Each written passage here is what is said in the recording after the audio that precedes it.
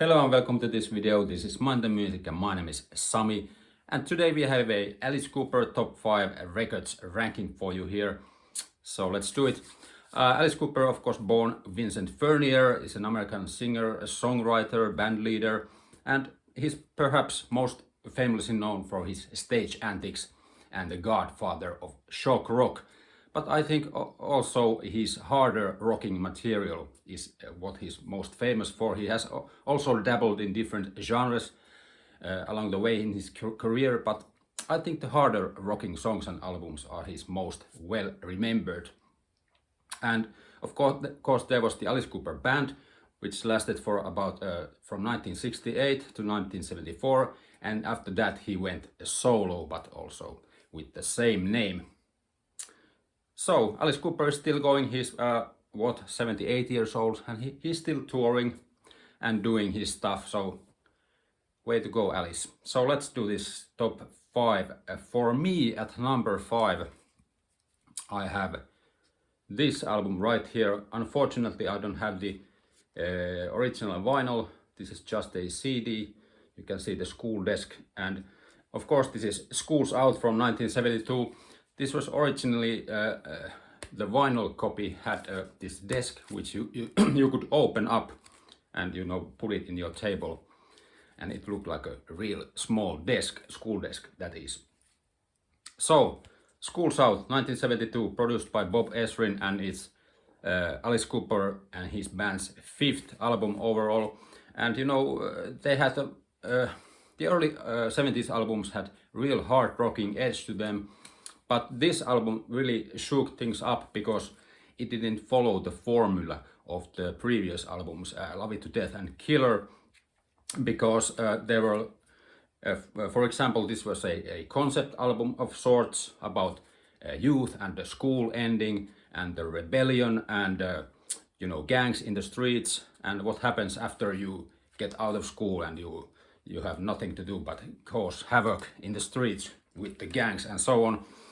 So this really expanded the image of the band because there's different influences on this album. There's like jazz influences in the Blue Turk song. There's also doo-wop in Alma Mater, and you have some musical elements. For example, the Gutter Cat and versus the Jets song, where you have some influences, for example, from the West Side Story musical. So it really shook things up with people expecting the hard rocking Alice Cooper Band, but this album certainly brings some different flavors, and not everybody liked this album so much because of that. So for my money, I think this really shows the band's range, and it also shows the band's humor a lot. There's lots of funny moments on this album that weren't really found in the previous albums that much. And yeah, it's a bit uneven.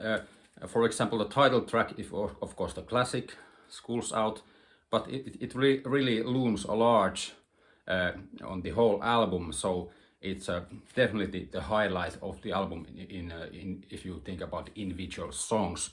But there's some great tracks anyway, Alma Mater, for example, and the grande finale really round things up in a nice way at the end. And yeah, I think it's a fun album.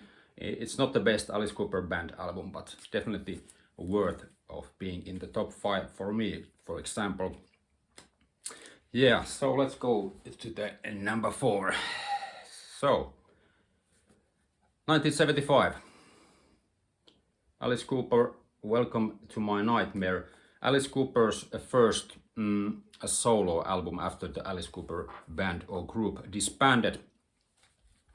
So in 1974 they released their last album, or was it 73, Muscle of Love, and it was a real painstaking process, and Bob Ezrin was still producing the band, but the tension was looming large around the band, and there were different problems between the band members, and it wasn't the great success that they awaited it to be. For example, there was this James Bond tune, Man with the Golden Gun, which they made for the James Bond movie, but it didn't end up in the movie, so That song was in the Muscle of Love album. But after the band broke up and Alice Cooper decided to continue with his own name, he decided to go even more theatrical, even more cinematic. And you know, Welcome to My Nightmare, this album, it plays really like a soundtrack for a film that was never made. But of course, in the stage shows for this album, you know, you had the storyline going on like in the movie. And for example, you can hear it from the title track, which opens this album. It really introduces the sound and the world of this album, like you're going into a soundtrack of a movie. And you know, this album really journeys through the nightmares of this character named Steven. And I'm not going to go so deep into the story, you can read it online.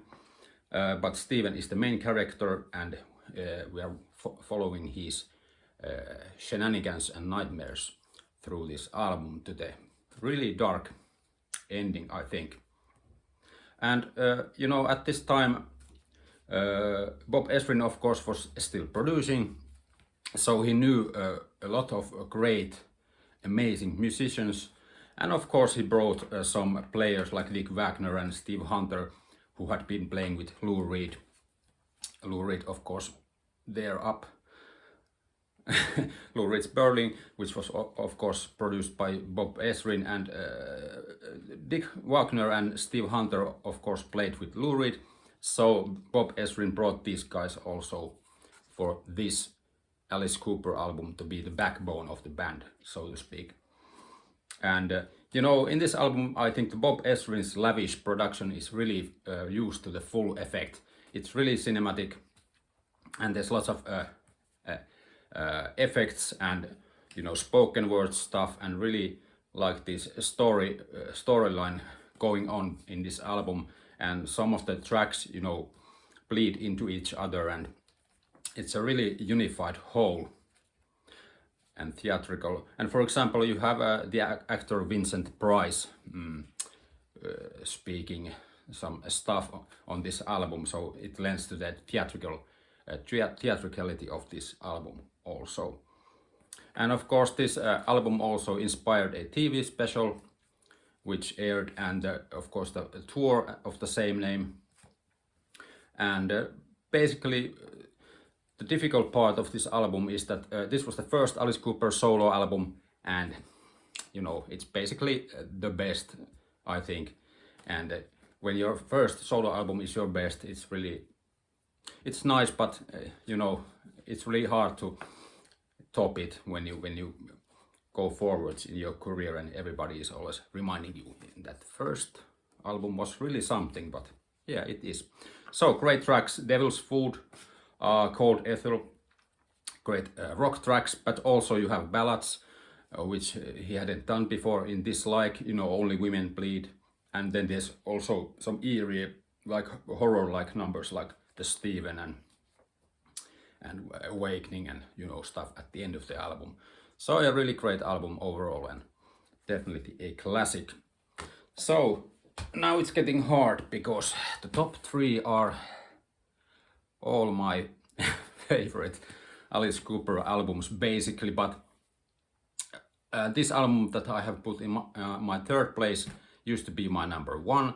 But you know, as the years go by, these things change, and in a year or so, if you ask me, some other album of one of these 3 albums might be number 2 or number 1.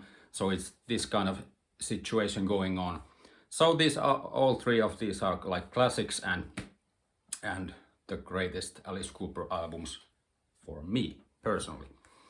So today we have at number 3 $1 Billion Babies from 1973, again produced by Bob Ezrin, and it was his or theirs 6th album overall.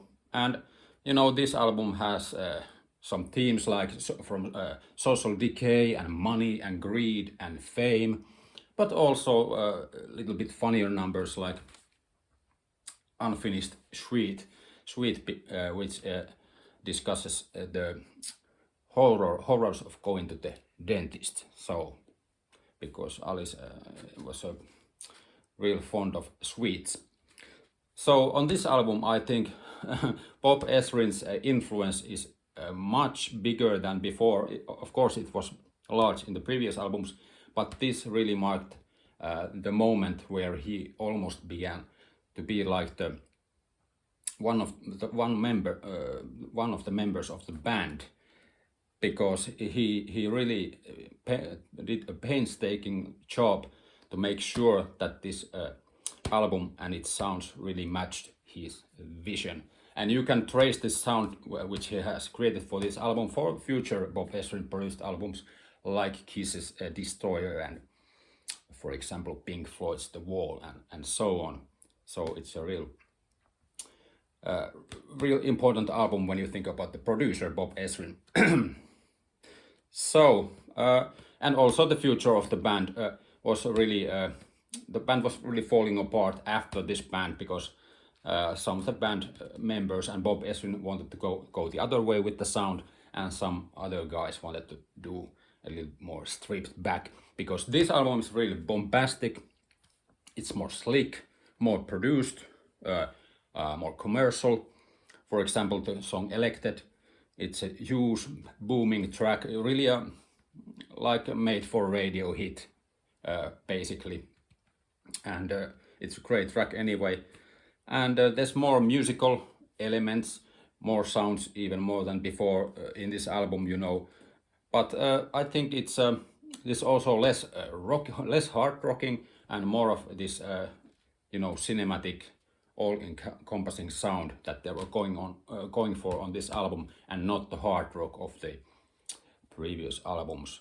So for me, this doesn't sound so dangerous as the other two albums that came before this, but anyway, this is a great album and a classic in many ways. And at the time, Glenn Buxton, the guitar player, of course, had some health problems, and Bob Ezrin brought Dick Wagner again and Steve Hunter to play some solos on this album, and he would also use them, as I said, on the Welcome to My Nightmare album. And of course, with this sound, this became the most successful album of the band so far, and it's no wonder. There's young Alice with the snake.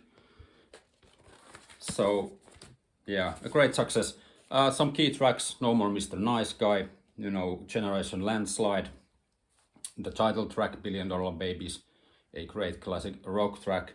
And there's also some horror stuff, of course, Sick Things, and the anthemic I Love the Dead in the ending, where everybody's singing about necrophilia. Who wouldn't sing about necrophilia? That's a nice subject right there. But yeah, that's number 3 for me.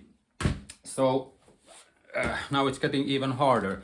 As I said before, it depends on the year and the day which one is number 3, number 2, number 1. But lately I've been really digging the 2 early 70s albums. You might know what I'm talking about right now. And these, depending on the day, these albums are, varyingly number 2 and number 1. But today we're going with Killer from 1971 as number 2 record for me. So really this was their 4th album, produced by Bob Ezrin. And this album really established the sound that they had begun on the previous album, and they also established the image of the band with Alice Cooper's makeup, the stage show with the snake, and the hanging stuff going on in the stage. And this really had a more of a rougher sound, and even more dangerous, if you will, sound than the previous Alice Cooper band album.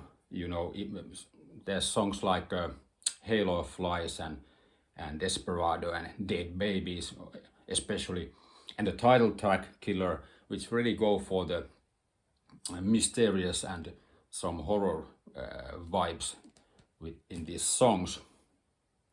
And some of the themes on this album are really cheery, like death and violence and moral decay of the people living in that times. And You know, Bob Ezrin really wanted to double down compared to the previous album, and he also added some more effects and orchestrations and stuff. So he was constantly building the Alice Cooper band and its sound to the point of where he, when they released Billion Dollar Babies, which was like the peak of the sound that they were going for. So this album has also many elements. You have progressive rock elements with Halo of Flies. They were like trying to compete with King Crimson and bands of that time. So we can also write a progressive rock sound, and it paid off well. And then of course Desperado, real haunting track, one of my favorites. It's a tribute to Alice Cooper's late friend Jim Morrison. And also great shorter rocking tracks like Under My Wheels, and you know, experimental tracks like the title track Killer at the end. Real creepy track at the end, and with this weird sound going on in the end of the track. Go and listen to that if you haven't listened to it in a while. It's really weird ending to the album, but yeah, overall a great Alice Cooper album, and one of the greatest, or depending on the day, the greatest Alice Cooper album for me, and really influential album for many hard rockers, glam rockers, punk rockers, you name it. They always talk about this album, but those same bands and artists also talk a lot about the previous album, which is my number one today. And from the same year, 1971, of course recorded in 1970, you have Love It to Death with Alice Cooper, and the censored cover I have here. Alice Cooper's finger is not peeking in the dark like in the original cover, which was censored for some reason. Don't know why. So, the group's third album from 1971, and their first produced by Bob Ezrin. Of course, the band, Glenn Buxton, Dennis Dunaway, Michael Bruce, Neil Smith, really found their stride on this album. And after their two first albums, they were a bit unfocused. The production was not as good as it could have been, you know, and they almost lost their record deal after the first two albums. But then a young whiz kid named Bob Ezrin saw the band live, and he began to be interested in the band, and really interested that he would produce their next album, and which he of course did. And this became their breakthrough album and the most successful album at that point of their career. And Bob Ezrin was really young at the time, but you know, he's been known as a really disciplined producer, and he really created the conditions which matched the songs on the album, so that they had the conditions in which the band would reach their full potential. For example, you have the track Black Choo-Choo, which is like a 10-minute live in the studio track, and you can really hear the atmosphere going on with this track. And of course the other tracks that are more normally produced in the studio. But you know, Bob Ezrin really wanted to capture a cohesive rock sound for this band, and boy did he do it, because for my money this album and its sound is so ahead of its time. If you listen to any band at this time, early 1971, hard rock bands or so on, if you listen to their sound, it's nothing compared to this one. This is like crisp and pristine, you can hear everything, and still it sounds really dirty and, you know, rocking and menacing at the same time, which is really hard to do, especially in those times. And you know, Bob Ezrin added some instrumentation that they hadn't had before, you know, piano, acoustic guitar, organs and stuff, and really cool like transitions between songs. For example, between the Second Coming and Ballad of Dwight Fry, you have these are intersecting these songs and creating this whole as they go on. So from the first track on, you have a real great rock track, Caught in a Dream, at the beginning, and it's a great riffage going on. And the second track is I'm 18, which is of course the first hit song and a real bona fide Alice Cooper classic. So the album really goes goes to all great places right from the get-go, and it just keeps going. And of course there's the dramatic pieces that I mentioned, Black Juju, and then of course the classic ballad of Dwight Fry, which became very famous when he did the live shows and sang this song while being in this straight jacket, I think, and he was singing get me out of here, get me out of this place. Yeah, so this really marked the theatricality of the band, you know, beginning to hit it. And there's of course also a bit a freaky song at the end, because there's a cover of a song called Sunrise from the guy called Rolf Harris. You can go Google him if you want, and you will find something interesting, dark stuff there also. But it's really cheery, a folky song originally, but in this context, when you hear this album and the Sunrise comes at the end, it sounds really creepy almost, and really weird, which lends to the charm of this album, in my opinion. And this album also has had a lot of influences, as I said, to punk and glam and hard rock bands over the years and decades, and a lot of cover songs made from these songs on this album.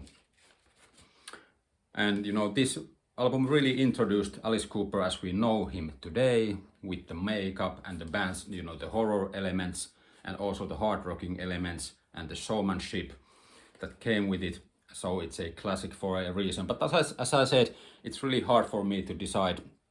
It depends on the day which is better, Killer or this one. But this was the first album that introduced the Alice that we know. And I really like, when I think about listening to Alice Cooper, this is usually at the moment the record that I put on the turntable, because it's, I can listen to this anytime. So key tracks, I almost mentioned every track, you know, I'm 18, Caught in a Dream, Ballad of Dwight Fry. Is It My Body, a great rocking groovy track right there, and really you know, anticipated the rock tracks that were coming on the next album, Killer, you know, Under My Wheels and Be My Lover. They were kind of in the same vein as in the hard rocking tracks on this album. But you know, this sounds real fresh and, as I said, ahead of its time, really classic. So, Love It to Death, Alice Cooper, #1. What do you think? What is your Alice Cooper favorites? Leave a comment below, and remember to subscribe, put the notification on, hit the like button, and I will see you in the next video. Bye.